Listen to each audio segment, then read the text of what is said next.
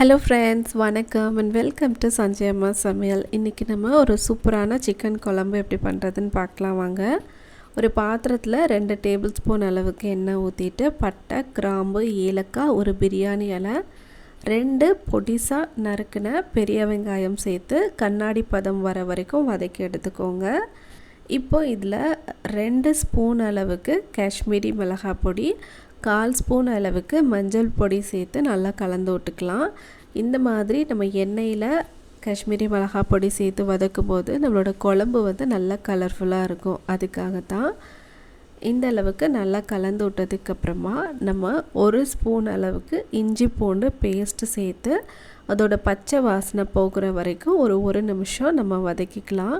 நான் ரொம்ப குட்டியான ஸ்பூனில் சேர்த்தேன், அதனால தான் நான் 2 ஸ்பூனுன்னு சொல்லலை. 1 ஸ்பூன் அளவுக்கு இஞ்சி பூண்டு பேஸ்ட்டு, அதுக்கப்புறமா 1/2 கிலோ அளவுக்கு நல்லா கழுவி சுத்தம் பண்ண சிக்கன் சேர்த்துக்கோங்க. அந்த எண்ணெயில் மசாலாவில் சிக்கன் நல்லா பரலும்படியாக இந்த மாதிரி நல்லா பரட்டி எடுத்துக்கோங்க. இப்போ இதில் 1/2 டேபிள் ஸ்பூன் அளவுக்கு மல்லிப்பொடி, 1/2 டேபிள் ஸ்பூன் அளவுக்கு கரம் மசாலா பொடி, தேவையான அளவு உப்பு சேர்த்து நம்ம நல்லா கலந்து விட்டுக்கலாம்.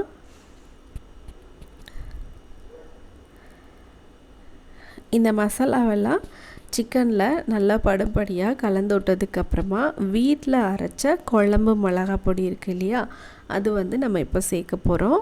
2 ஸ்பூன் அளவுக்கு குழம்பு மிளகாய் பொடி சேர்த்துக்கோங்க. உங்கள்கிட்ட இந்த பொடி இல்லை அப்படின்னா நீங்கள் 3 ஸ்பூன் அளவுக்கு மல்லிப்பொடி மட்டுமே சேர்த்துக்கோங்க. காரத்துக்காக ஒரு 1/2 ஸ்பூன் அளவுக்கு தனி மிளகாய் பொடி சேர்த்துக்கோங்க. இப்போது இந்த அளவுக்கு நல்லா பரட்டி எடுத்ததுக்கப்புறமா ஒரு பெரிய தக்காளி பழத்தை நல்லா இந்த மாதிரி மிக்சியில் அரைச்சி வச்சுருக்கேன், அதையும் உள்ளே சேர்த்துக்கிறேன். ஒரு 5 நிமிஷம் நல்லா இதிலேருந்து எண்ணெய் பிரிஞ்சு வர வரைக்கும் நம்ம அப்படியே விட்டுறலாம்.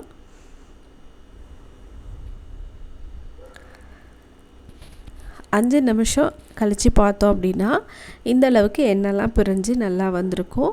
இப்போ இதில் 1/2 டேபிள் ஸ்பூன் அளவுக்கு மிளகு நான் பொடி பண்ணி வச்சுருக்கேன், அதை சேர்த்துக்கிறேன்.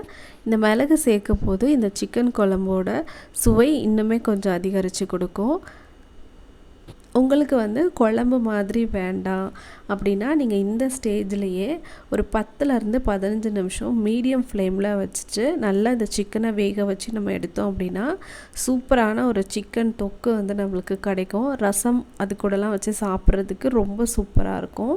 ஆனால் நம்ம இன்றைக்கி குழம்பு செய்ய போகிறோம், அதனால் நல்லா 1 கப் அளவுக்கு திக்கான தேங்காய் பால் எடுத்து வச்சுருக்கேன். தேங்காய் பாலை இப்போ இது கூட சேர்த்துக்கலாம். தேங்காய் பாலுக்கு பதிலாக நம்ம அரைச்ச தேங்காய் விழுது கூட இதுக்கு நம்ம சேர்த்துக்கலாம். தேங்காய் பால் சேர்க்கும் போது அந்த குழம்போட டேஸ்ட்டு இன்னுமே கொஞ்சம் வித்தியாசமாக இருக்கும், டேஸ்ட்டாகவும் இருக்கும். ஒரு 10 நிமிஷம் கொத்தமல்லி இலை சேர்த்து மீடியம் ஃப்ளேமில் நம்ம கொதிக்க வச்சு எடுத்தோம் அப்படின்னா சூப்பரான ரொம்பவே டேஸ்டியான சிக்கன் கறி ரெடியாகி கிடைக்கும்.